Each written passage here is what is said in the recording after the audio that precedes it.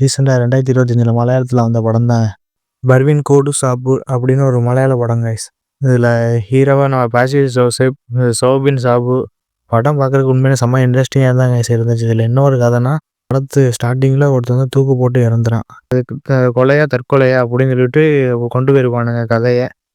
இந்த கொலையை யாரு கடைசியில பண்ணா, இதாங்க கைஸ் கதை. இந்த கதைன்னு பார்க்கறதுக்கு ஒரு ஒரு சின்ன கதையை தான் எடுத்திருப்பானுங்க. ஆனா அது கன்வெர்ட் பண்ண விதம் வந்து சூப்பரா இருக்கும். பாசில் ஜோசப் வந்து அதில் வந்து போலீஸ் கேரக்டராக நடிச்சிருப்பாப்புல. கண்டிப்பாக சொல்கிறேன், சூப்பராக நடிச்சிருப்பாப்புல. இல்லை போலீஸ் கேரக்டராக அப்படியே வாழ்ந்துப்பாப்புல. கண்டிப்பாக செம்ம இன்ட்ரெஸ்டிங்காக தான் இருந்துச்சு.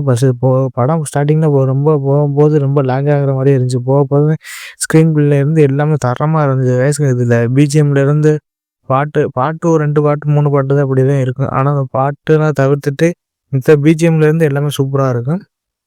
ஆனால் இதில் சோபின் சாபை பற்றி நான் சொல்லி ஆகணும். இதில் அவர் வந்து கல்லுக்கடையில் வேலை ஆகுற மாதிரி ஒரு ஒரு கேரக்டர், ஒரு மாற்றுத்திறனாளி மாதிரி ஒரு கேரக்டர் ஒன்று பண்ணியிருப்பாப்புல. கண்டிப்பாக செம்ம இன்ட்ரெஸ்டிங்காக தான் இருந்துச்சு.